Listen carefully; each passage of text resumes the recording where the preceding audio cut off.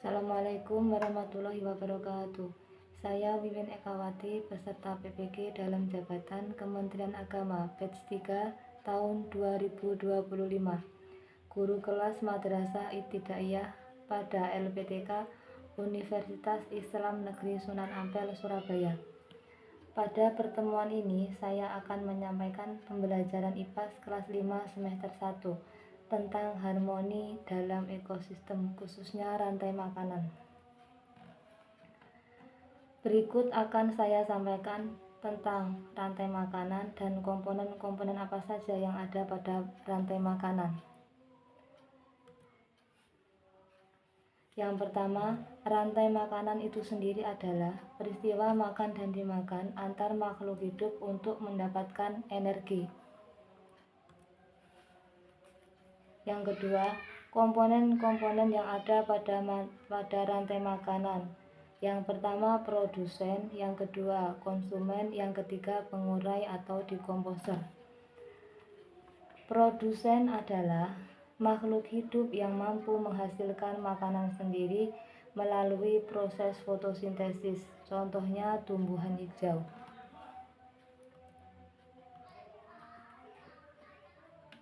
Yang B, konsumen. Konsumen adalah makhluk hidup yang memakan makhluk hidup lain karena tidak mampu membuat makanan sendiri.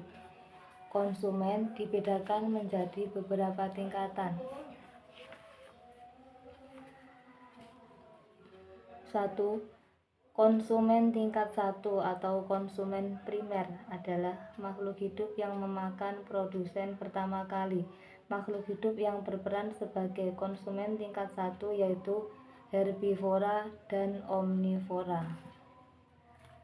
Yang kedua, konsumen tingkat 2 atau konsumen sekunder adalah makhluk hidup yang memakan konsumen tingkat 1. Makhluk hidup yang berperan sebagai konsumen sekunder yaitu karnivora dan omnivora.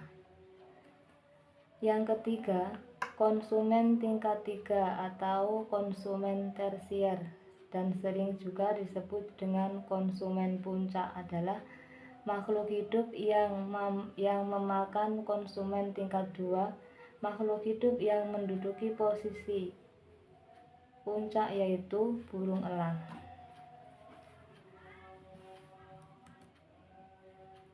Komponen rantai makanan yang C yaitu pengurai atau dekomposer. Dekomposer adalah makhluk hidup yang menguraikan bangkai hewan maupun tumbuhan yang sudah mati, lalu mengembalikan nutrisinya ke dalam tanah yang akan digunakan tanaman untuk melakukan proses fotosintesis.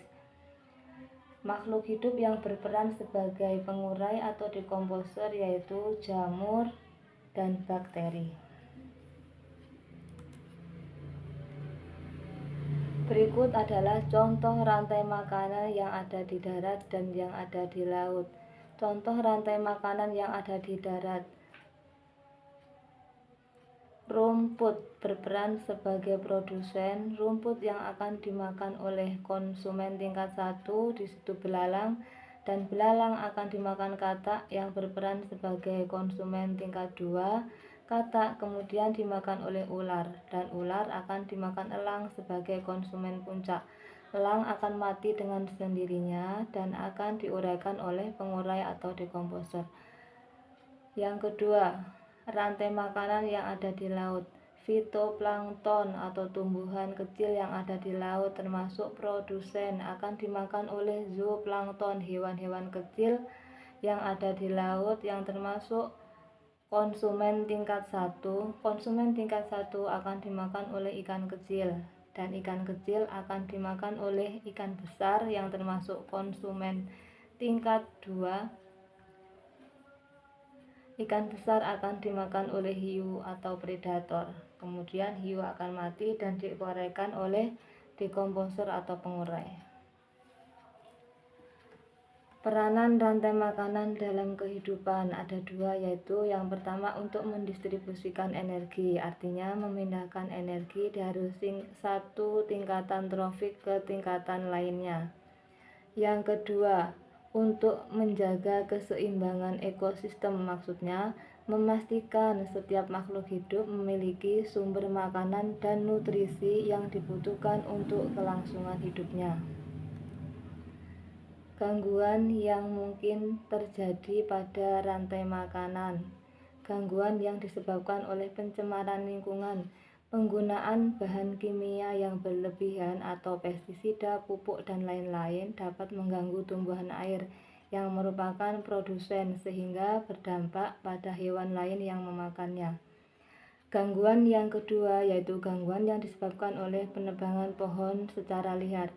Penebangan pohon secara liar secara langsung akan mengganggu tempat tinggal hewan dan memaksa mereka mencari tempat baru dan mengganggu keseimbangan ekosistem.